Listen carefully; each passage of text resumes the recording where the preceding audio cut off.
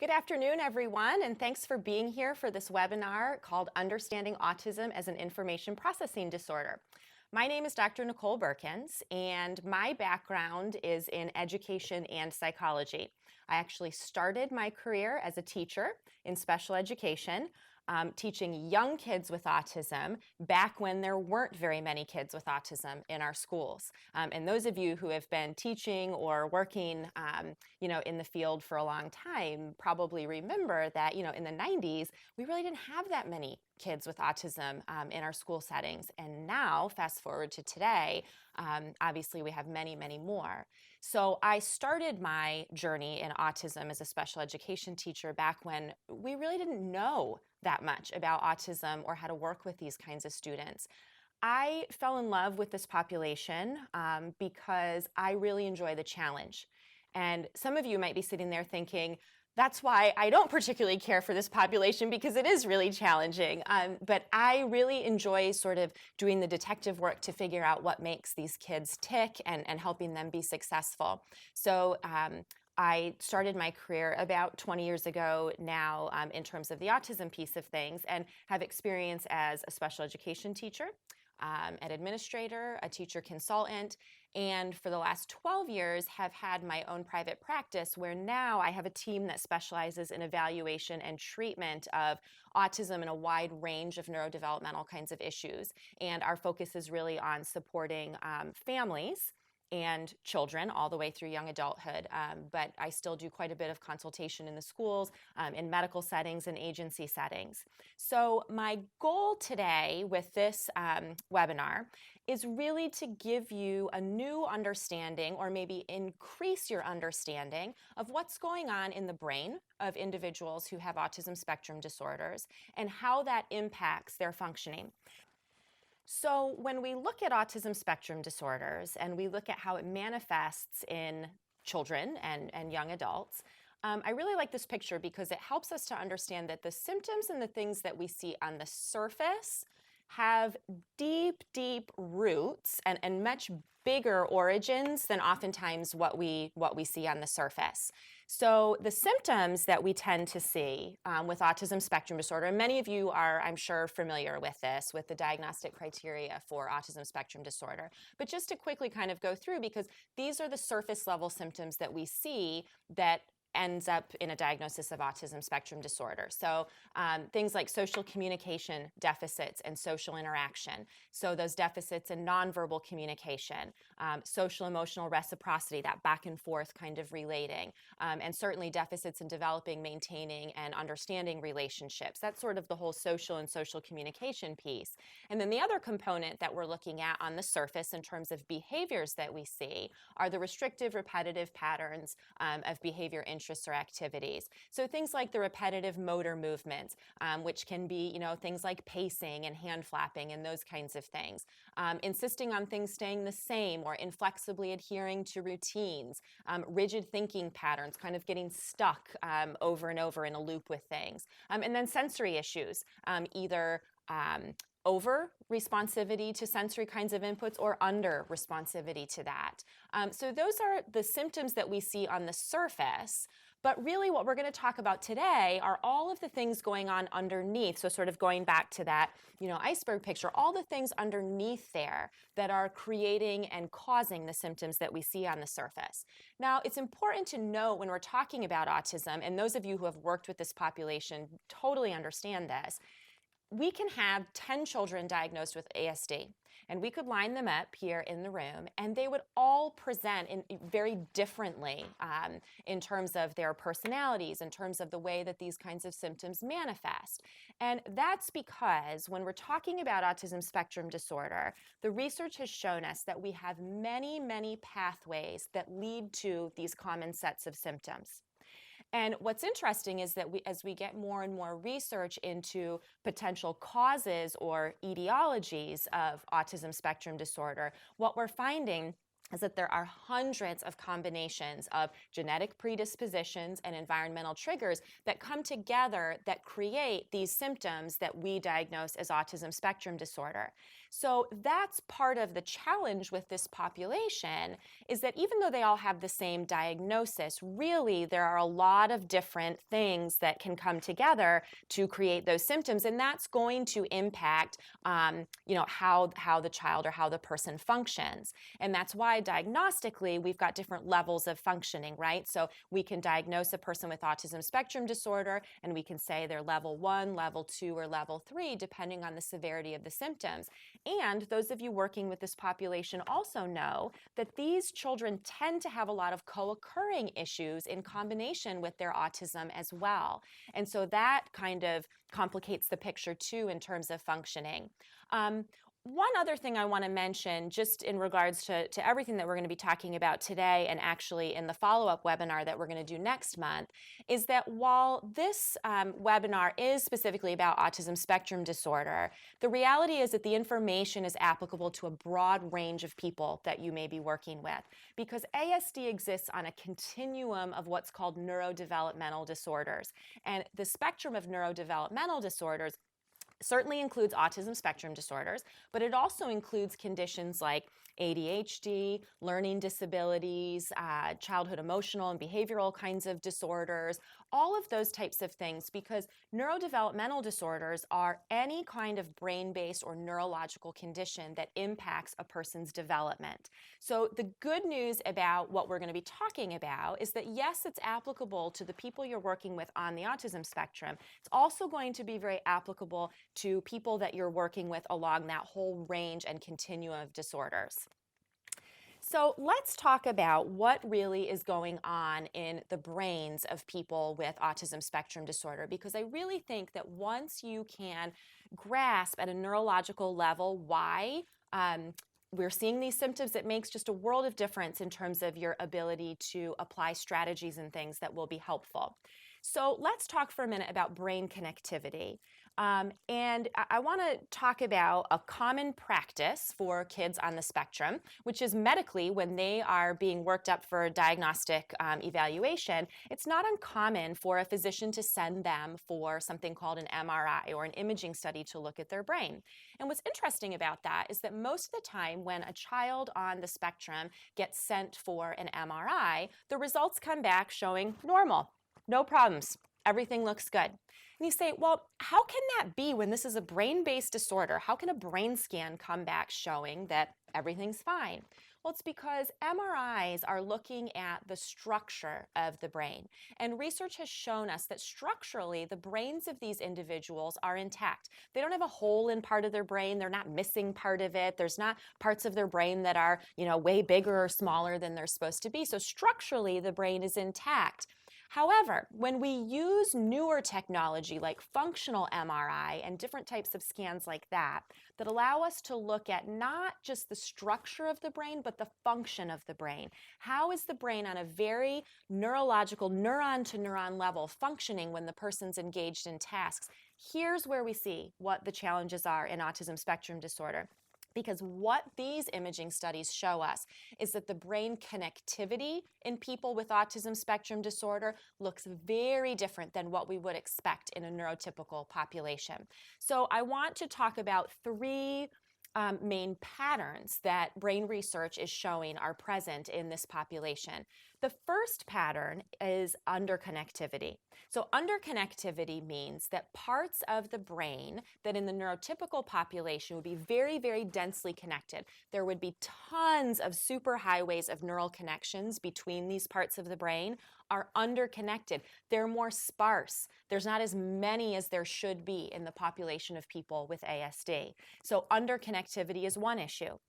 Particularly, we've got some really newer research showing us that there tends to be quite a bit of underconnectivity between the frontal lobe and the posterior. area of the brain in people with ASD. And in a minute, we're going to talk about some of the implications of that. But certainly underconnectivity is one issue. The second pattern that we see in terms of brain connectivity is overconnectivity. So parts of the brain in neurotypical individuals that would not be as densely connected in this population tend to have more connectivity or hyperconnectivity. And we'll talk about how that can manifest as well. And then the third pattern that we see is just one of overall inefficient connectivity. So the human brain is designed to be wired up or neurally connected in the most efficient way possible, so that information comes in and it gets from point A to point B in the quickest, most efficient route possible. Well, what we see in people with ASD is that there tend to be inefficient connections there. So where we should have very efficient superhighways of connections, we get this sort of more back country road kind of connectivity in the brain, and that leads to inefficiency. And the thing to remember is that all three of these patterns can be present in an individual. So we can have a child who has patterns of underconnectivity between certain parts of their brain, overconnectivity in certain areas, as well as inefficient connectivity. So let's take a look at how these patterns of connectivity affect what we see moment to moment with these individuals. And I've got a very simplistic image of the brain up here just to kind of reorient you. Maybe you remember from a biology class you had long ago or something like that, but just to help give you just an orientation to where these parts of the brain are. And I want us to think for a minute about the frontal lobe, which is here in the front of the brain, particularly the prefrontal cortex, which is right here in the very front part of the brain. The prefrontal cortex is sort of a uniquely human part of the brain because it's the part of the brain that allows us to do higher level thinking and cognition. And many of you are aware of the term executive functions, and our executive functions allow us to plan, organize, attend, monitor, regulate. All of those important higher level functions are in this prefrontal cortex. Now, I want us to think for a moment about the limbic system, which you cannot see in this picture because it's housed deep in the center of the brain. But the limbic system is the part of the brain that's responsible for emotional information and the feelings and the emotions that we experience and processing the emotions of others as well. So I just want you to think for a moment about what would be the implication if a child had underconnectivity between their prefrontal cortex and their frontal lobe and the limbic system, between the part of their brain that's responsible for emotions and the part of the brain that's responsible for regulating and monitoring those emotions. Well, what we get is a child who has significant difficulty with emotional and behavioral regulation because the limbic system and the prefrontal cortex should be very, very densely connected. There should be superhighways of neurons that efficiently help those two parts of the brain communicate with one another. And when we have underconnectivity, what we get is a breakdown in communication, or at best, a slowdown in how well those two parts of the brains can communicate. And when the regulating, attending, focusing, monitoring part of the brain is not really intensely connected to our emotional center, what we get is people who have difficulty managing emotions and behaviors. Now, let's take another example of where this connectivity issue comes into play. Let's think about the sensory cortex, which is sort of like a headband on the top of the head, part of the brain that's responsible for taking in and managing information from the sensory environment around us.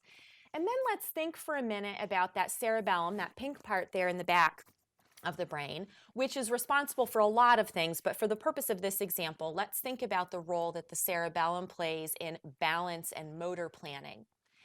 And I just want you to think for a second about what would happen if a person had underconnectivity between the part of their brain responsible for taking in and making sense of sensory information around us and the part of our brain responsible for motor planning and balance.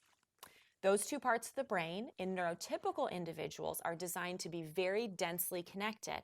When we get underconnectivity there, what we get is a person who struggles to know where their body is in space, is a person who may struggle with motor planning, with balance. You're going to get some interesting ways that they sort of motor plan and move through space, clumsiness, kid who has trouble staying in the chair, those kinds of things.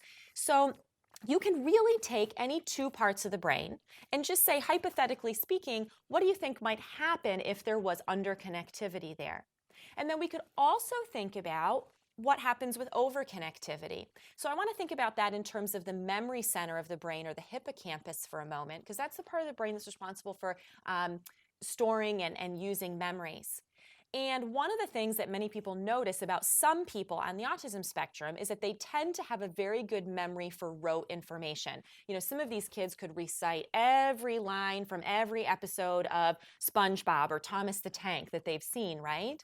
Some of them may be very good for having a memory for facts and figures and things like that.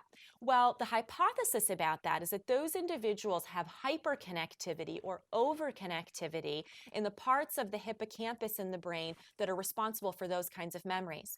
So in neurotypical brains, those areas would not be as densely connected. But in some of these individuals, what we see is that they have hyperconnectivity there. So they have real skill or an abundance of skill in those kinds of areas because of that hyperconnectivity.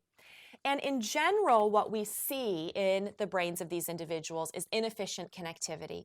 And I want you to think for a minute about how efficiency makes a big difference in our functioning. And one example that I like to use for people is to think about going grocery shopping. And this is particularly pertinent if you're the person in your family who does the majority of the grocery shopping on a regular basis. But, you know, when we do grocery shopping in a store that we're familiar with, it tends to be a pretty efficient, quick process, right? We have our list either written down or in our mind. We go into the store, we know where things are, we're very familiar with it. So we get our cart, we make our way in an efficient way through the store, and then we get ready to check out. And, you know, typically we're not super frustrated by that process. We don't have to stop and read signs or figure out where things are. We get it done pretty quickly, and it's not too stress-inducing for us.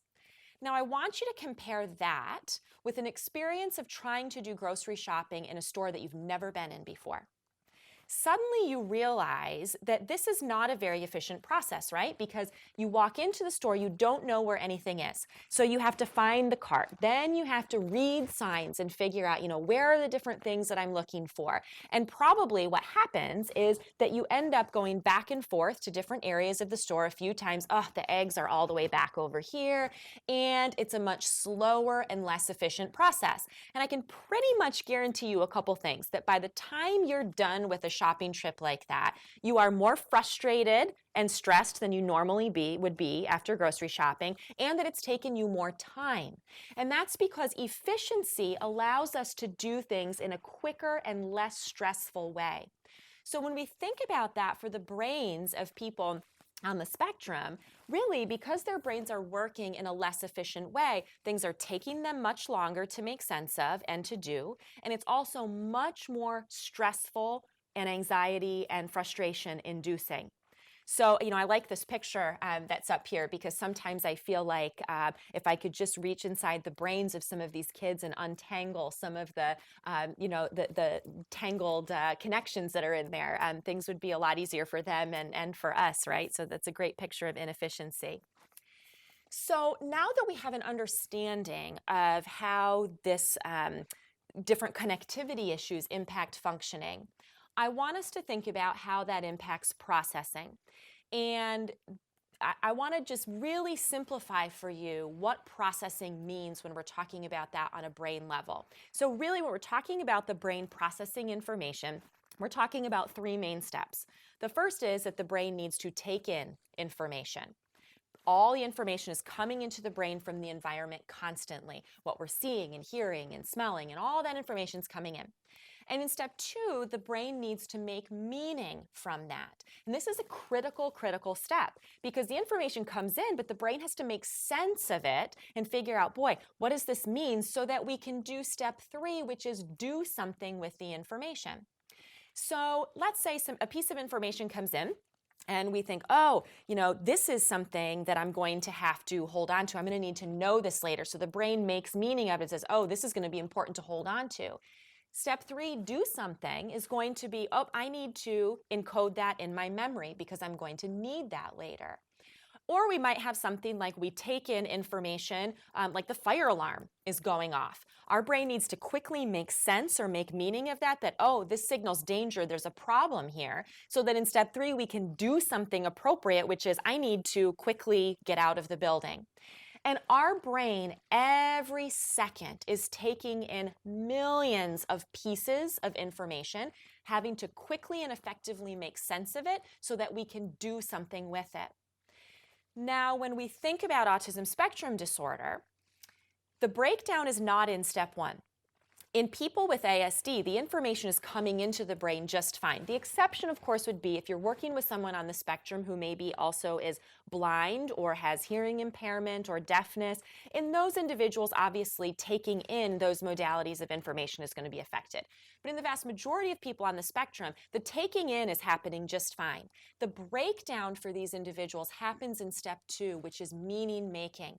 And because of these neural differences, these overconnectivities, underconnectivities, inefficient connectivities, the making meaning part is much more complicated. It takes them more time. Information does not always get where it needs to go, or if it does, it's much slower process. So the breakdown for these individuals is in step 2, making meaning. Now, if you have a breakdown in step 2, what is automatically going to happen to step 3? You're going to have a breakdown in step 3 doing something, because if you can't effectively make meaning of the information, you're going to struggle to do something appropriate with it. So let's take a look at types of information that come into the brain constantly that our brain needs to make sense of. And this is just this is a summary list. There certainly are many, many more types, but this kind of gives us a sense.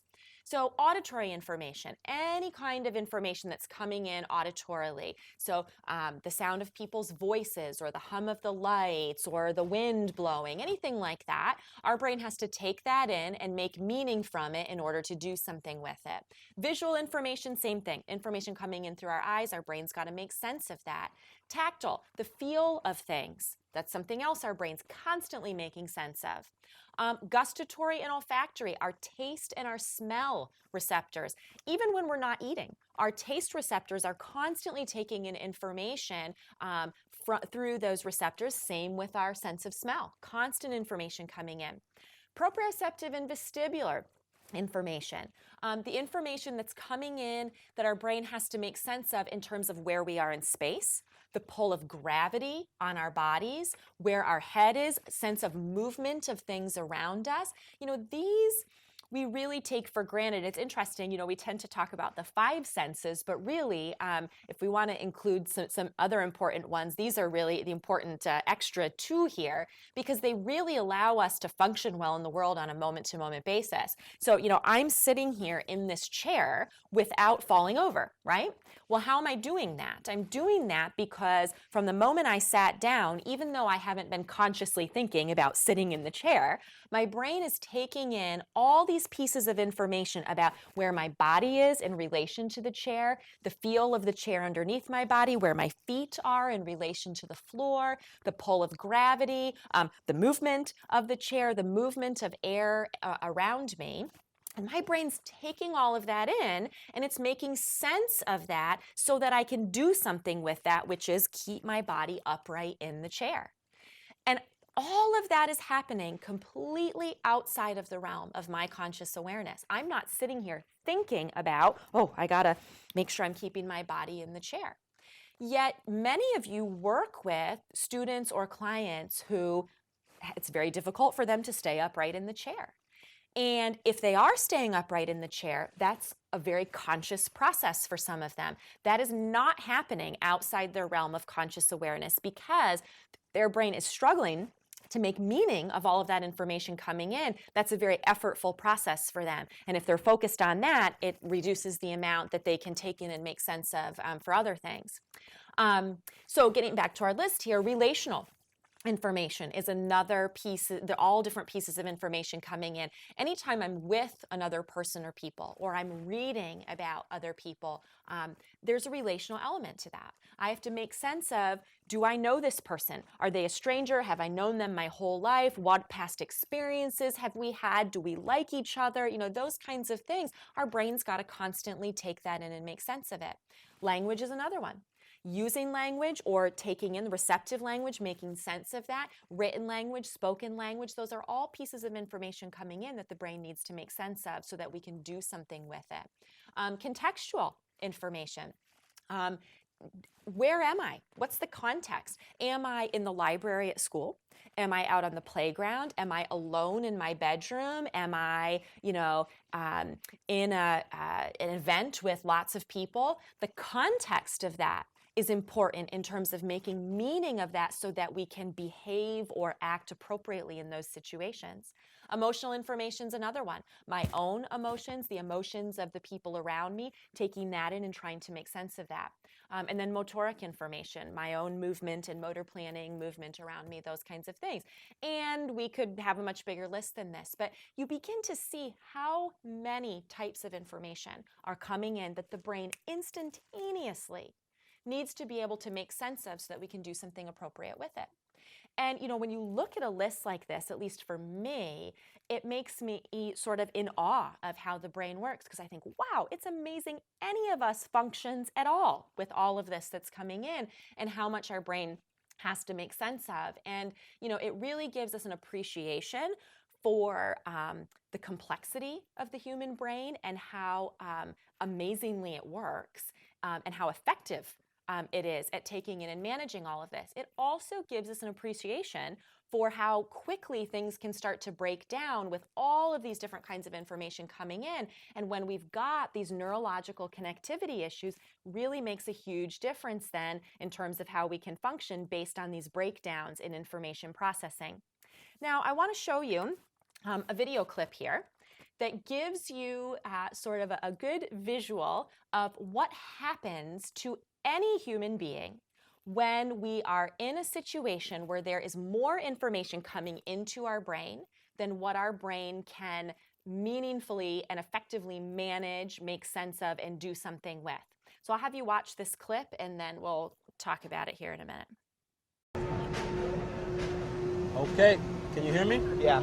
Here's the story again. Okay.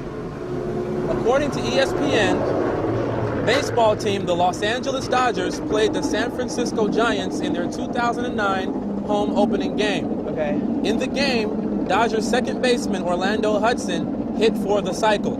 That means Hudson hit a home run, a triple, a double, and a single, all in one game. Right. The final score of the game was Dodgers 11, the Giants 1. Okay. Go louder, Mike. How many runs did the Dodgers score in the game? 19.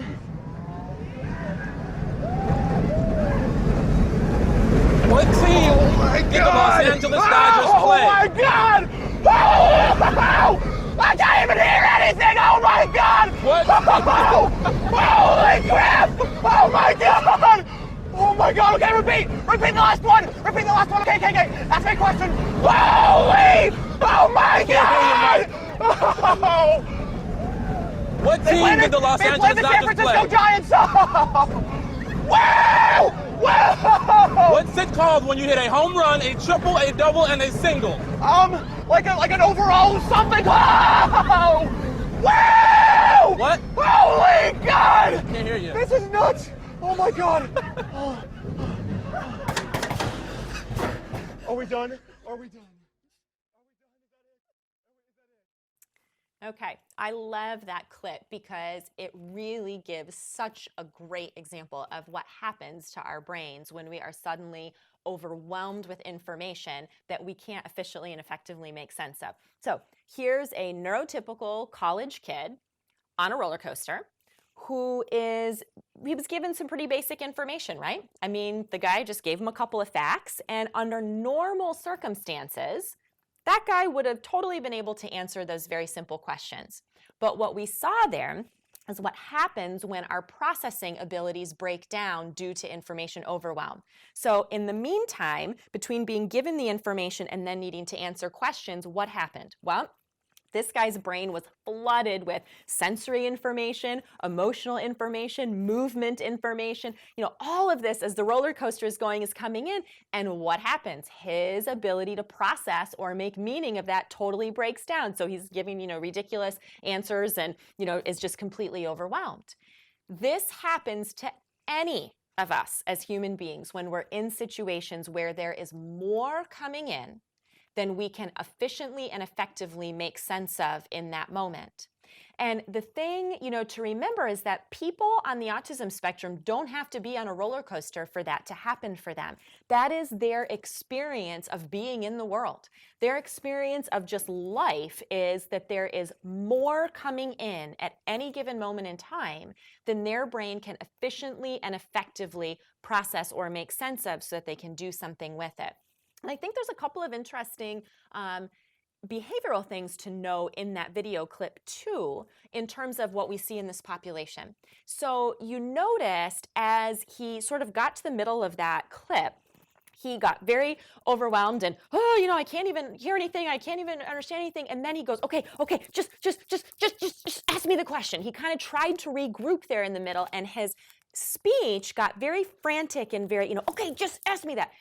If you think about that, how often do we hear that same kind of frantic pacing and type of language from the students that we're working with on the spectrum? It's like, okay, I'm trying, I think I've got my brain in a space right now that I might be able to answer it. Quick, ask me this, let's just do this.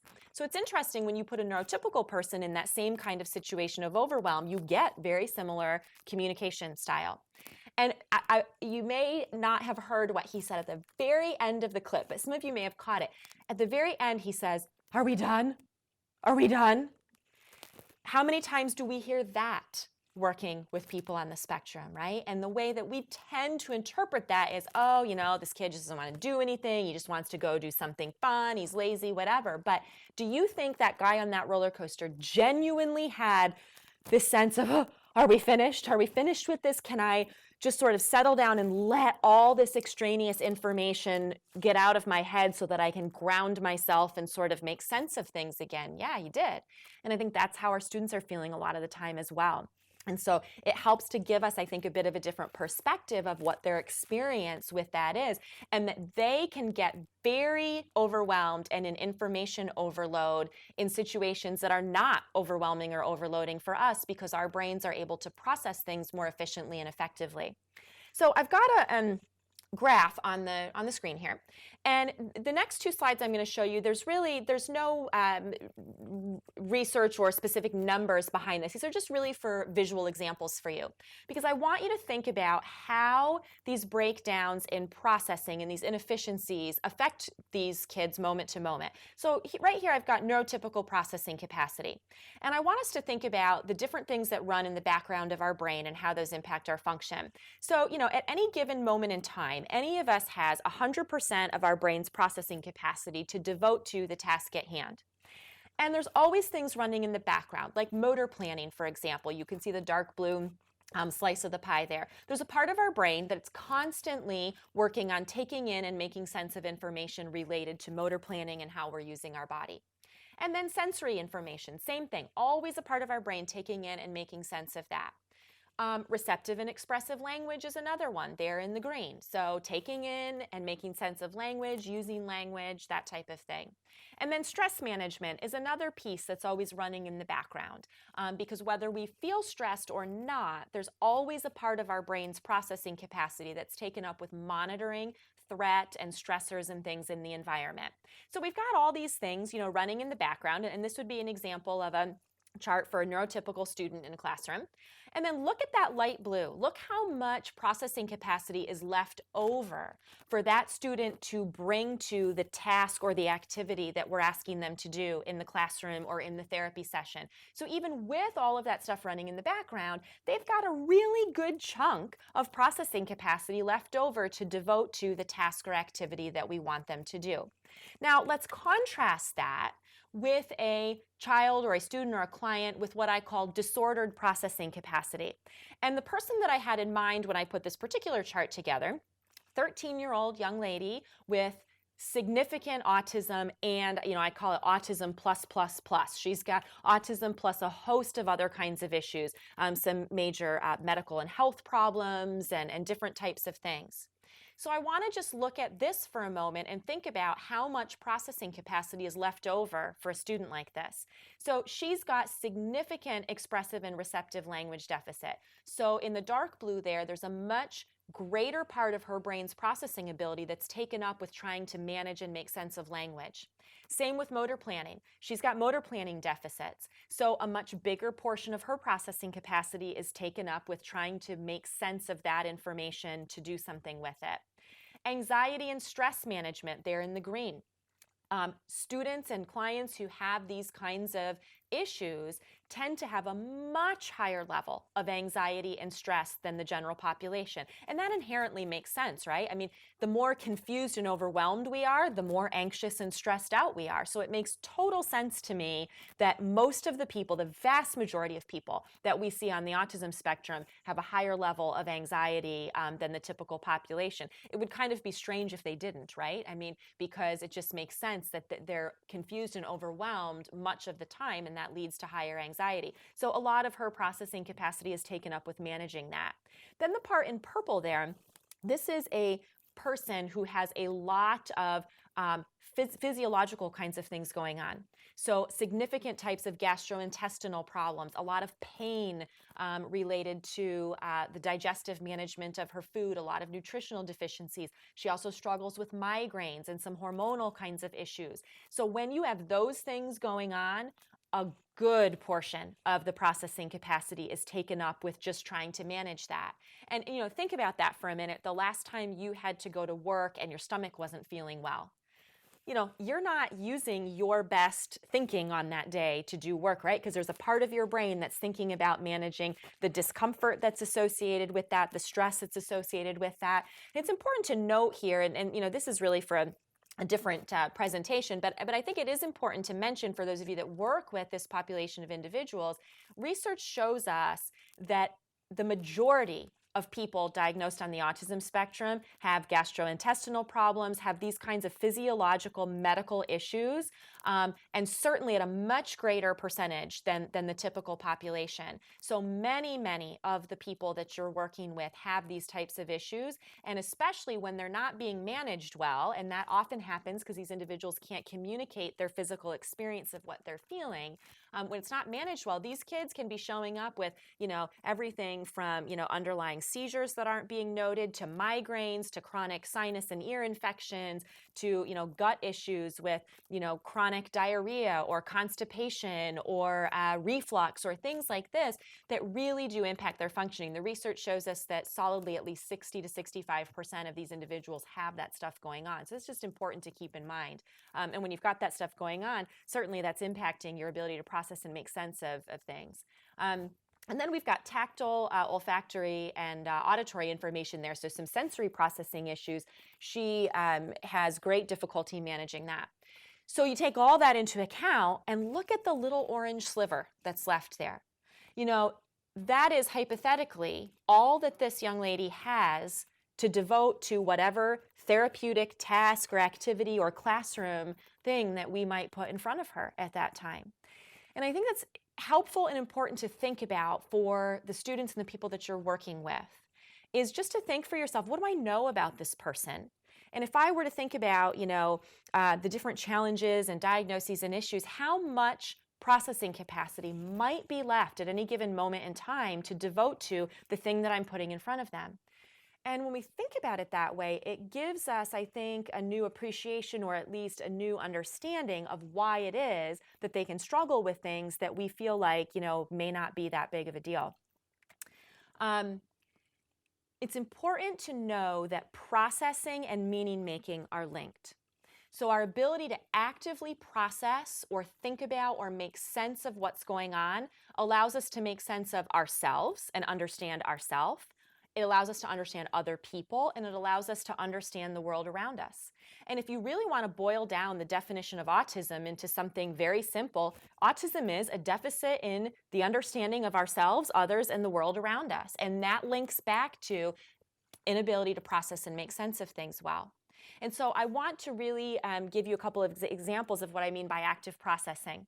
So I'll pick on my husband for a second as an example here, and maybe some of you with a significant other can relate. Maybe you've had a similar type of situation. He and I maybe are sitting in the living room in the evening, and he's working on the computer or maybe flipping through the channels on the television. And I might say something to him like, tomorrow our daughter needs to be at the dance studio at 4, so you need to make sure that you get her there on time. And he'll say, uh-huh. And the next day, I'll get some kind of frantic text or call saying, I didn't know that she needed to be at the dance studio at 4 o'clock. And I'm thinking, now wait a second. We were sitting right there. I know I was speaking English. I said it. You said, uh-huh. What's going on there? Well, he wasn't actively processing or really making meaning of what I was saying, right? He heard the information, auditorily it came in, but he wasn't really thinking about it to make meaning of it. So when he needed the information the next day, it was not there. Now let me use an example with a person on the autism spectrum.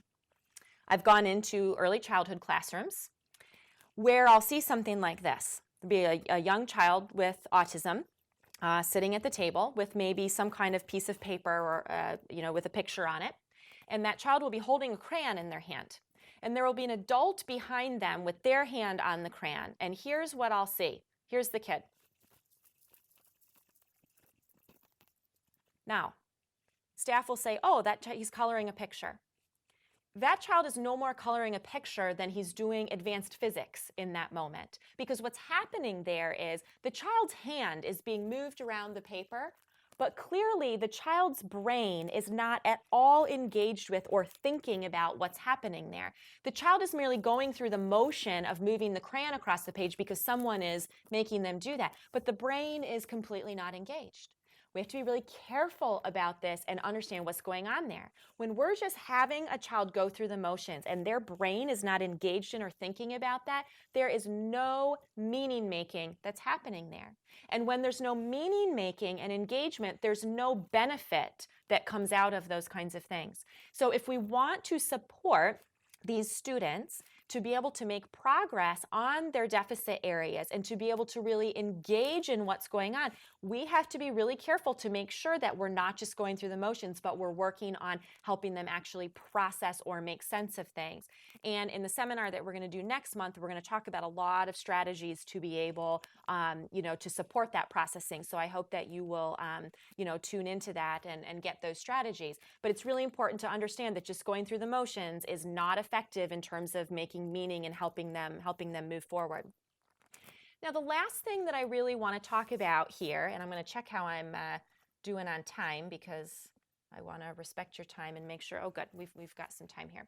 So I want to talk about the connection between processing and processing breakdowns and stress, because this is really at the root of a lot of what you're seeing in terms of behavior challenges that you're dealing with this population. And I've got a picture of the Eiffel Tower here because I think a good way to really get a personal sense of the connection between this is to think about visiting a foreign country where you're not fluent in the language. Now, many of you may have done that. You may have taken a vacation or gone to a country where you're not fluent.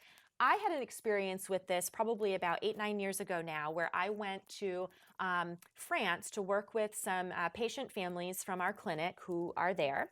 And, I will say that I speak and understand French enough to be dangerous, meaning I speak it and understand it well enough that people assume that I speak and understand better than I do. Now, the families that I was going there to work with speak English, so that was not an issue.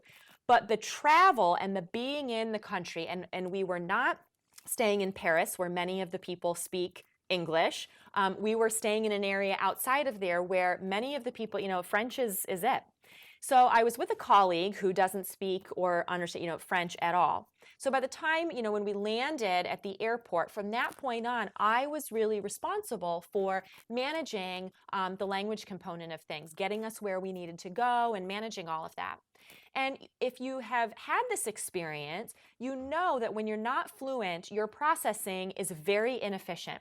Because what would happen for me is I would read a sign or someone would say something to me in French, and then my brain had to convert that into English, then figure out what I needed to say or do with that, convert it from English back to French. Very inefficient process, right? Very slow. And what I discovered over the course of the time of being there is that that's very stress-inducing. So each day as we were there were more and more stressors building. By the time we would get to the end of the day, all I wanted to do when we got back to the hotel room was just lie on the bed and stare at the ceiling. I did not want to have my coworker who was there, I didn't want her to talk to me. I didn't want to have music on. I didn't want to look at the computer. I didn't want the television on. I was maxed out. My brain's processing capacity was totally maxed out, and I just wanted silence and no stimulation to give my brain a chance to just sort of let all that extraneous stuff filter out and try to get my feet back under me again. What I realized is that when your processing is inefficient like that, it is physically exhausting, it is mentally exhausting, it is emotionally exhausting. My coworker who was with me would tell you that I was quite irritable by the end of that trip, but that happens to us, right? And that's a good way to sort of connect on a personal level to that we all have experiences, whether it's traveling to a foreign country or maybe in college, you had to sit through a class where the person was up there lecturing and you really had very little idea of what was being said or what was going on. Really, our stress level goes up, our irritability level goes up. We're not, functioning really well, and it's very tiring. So this is what's happening on an emotional and behavioral level for these individuals that we're working with, is that as they're processing breaks down and they're getting overwhelmed by the amount of information, their emotional and behavioral regulation is going to break down as well. And so if we think about information overwhelm, and this is really for any human being at all, there's a sequence of things that happens. The first thing is there's too much information coming in. So we just get overwhelmed. There's a lot coming in. We cannot make sense of it quickly and effectively, and so we develop some kind of stress response to that. And I've got a couple pictures up here to help us think about two different categories or two different types of responses that people can have. And one is an externalizing response. So we've got our little friend there who is yelling and screaming and beside himself. And you work with kids and people who they are externalizers, right? You know when they are stressed or upset or things aren't working out for them. These are the kids who are yelling or climbing under the desk or trying to leave the room or tearing their papers up. They get overwhelmed and their stress response is very obvious. But then we also have people who have more of an internalizing stress response, like the other image that's on the screen there. So these are the people who sort of melt into themselves. They get overwhelmed, and it can sometimes be difficult to see that that's happening because their response to that may be things like just putting their head quietly down on the desk. Or they will sit there in the classroom and smile and nod like they know what's happening, but they have no idea what's going on. These may be the individuals who just shut down and are completely passive and require prompting to do anything. It's more of an internalizing response. And this can happen to any of us, but I want you to think about that for the people that you're working with. What behaviors are they showing that are indicating to us that they're overwhelmed?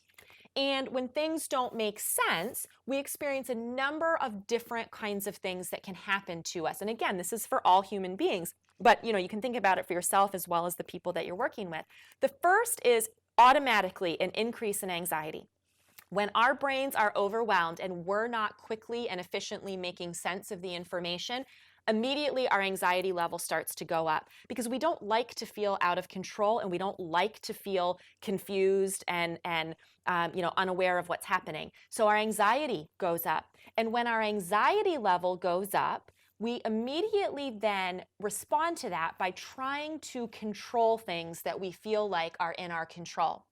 So, I'll use an example of research has shown lots of different ways that men and women will respond to anxiety in terms of control. But, let's talk about something that some women tend to do. And that is, you can have a woman where everything in their life is blowing up. Things at work are stressful and kind of just overwhelming. Things at home, everywhere. Where might you find a woman? Well, you might find her on the bathroom floor using a toothbrush to scrub the grout to clean that out. Well, why?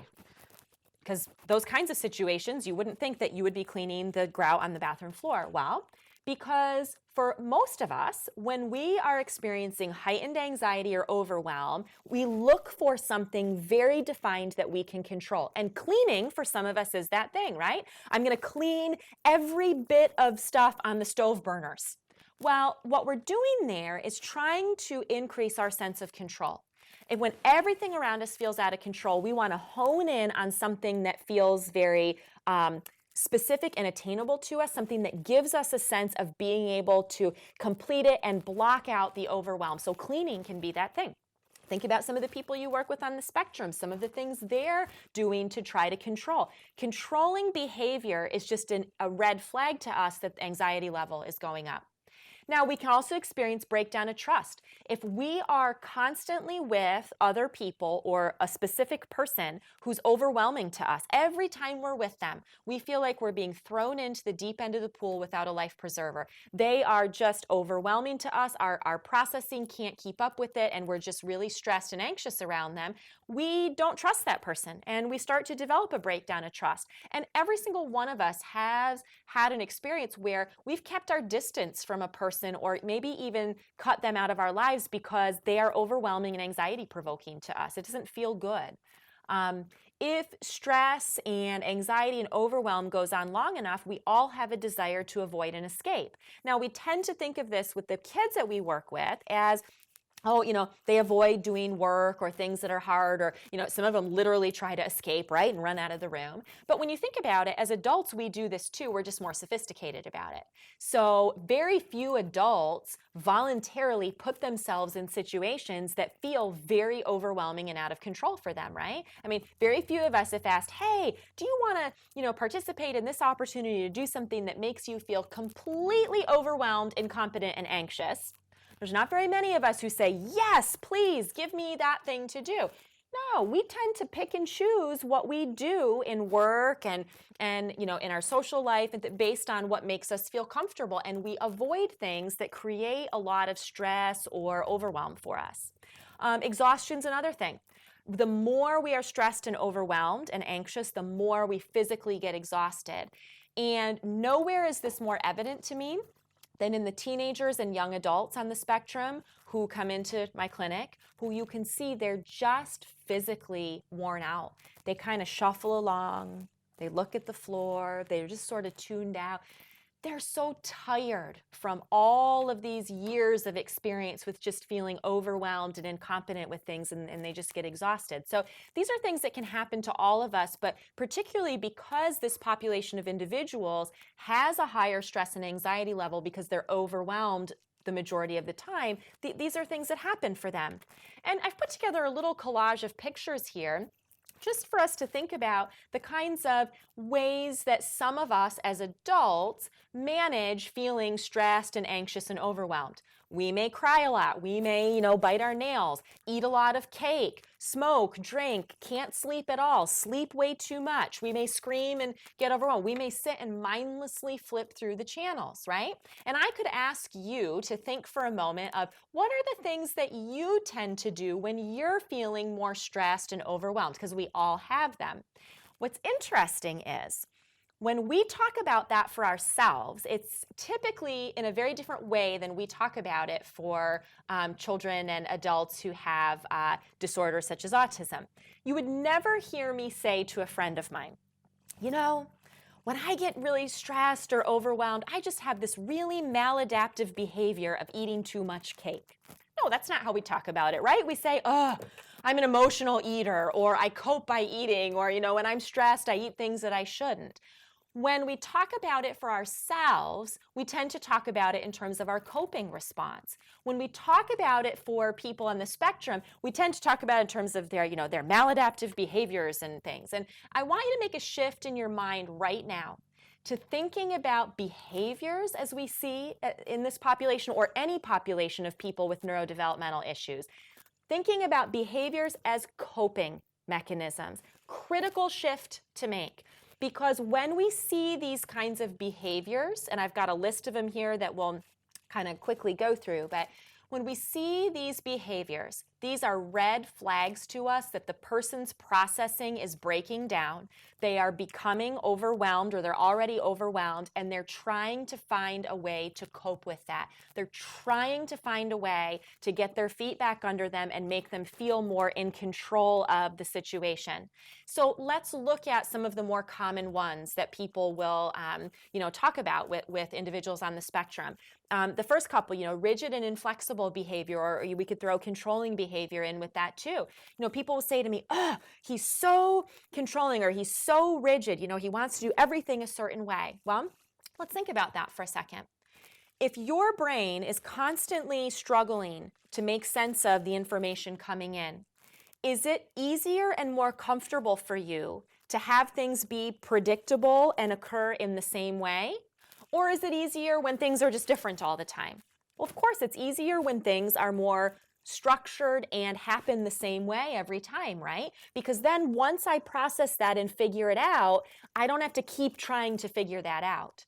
So when you see these individuals starting to become very rigid about something or very controlling, that's just a red flag to you that, oh, right, okay, they're having trouble making sense of things. Their processing is breaking down, and they're looking for a way to try to understand things or make sense of things. Now, again, in the second webinar, next month, we're going to talk about some important strategies for addressing some of that. But for now, just know that these are red flags that they're getting overwhelmed. And then we can use strategies to help reduce the overwhelm, and then the rigid and controlling behavior will reduce.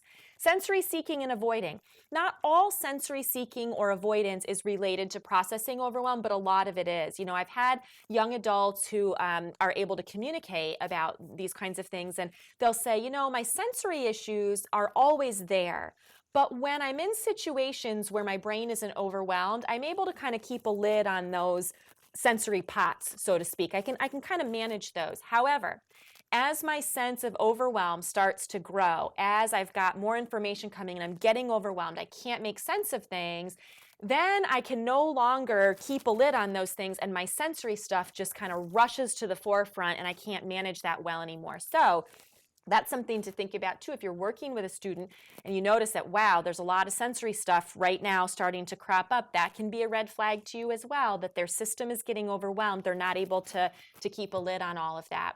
Stimming and scripting, which are sort of some of these stereotypical repetitive types of behaviors that we see in this population. I think these are some of the most misunderstood behaviors in all of autism. And stimming is repetitive physical kinds of things. So, people who maybe will flap their hands or, look at the wheels of things and spin them, that kind of stuff. Scripting is the verbal component of that. So people who will repeat questions or will, repeat lines from movies or shows or things like that, that's scripting.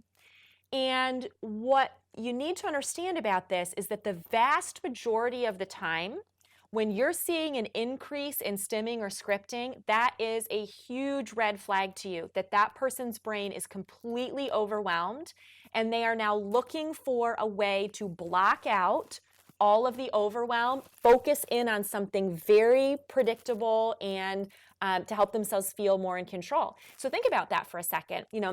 Stimming, flapping your fingers in front of your eyes, if you're getting overwhelmed by everything in the sensory environment, doing that kind of motion effectively helps you block out all the input that's overwhelming to you and helps you hone in on that to feel more secure and like, okay, I can make sense of this. Same with scripting. If I'm overwhelmed by, somebody's talking to me, or I'm in a classroom setting and there's all this, verbal information and all the visual and everything going on, and I'm completely overwhelmed, if I repeat the same thing over and over to myself, something that's very known and predictable to me, that's a way to try to reduce that overwhelm and help me feel more in control of the situation. So stimming and scripting, I actually like those as a red flag because boy, when those start up, it's like, whoops, okay, this is helping me get a picture of what's going on in their mind. I need to use some strategies here to kind of back up and get them feeling more comfortable and get them processing better. And then that stimming and that scripting will reduce.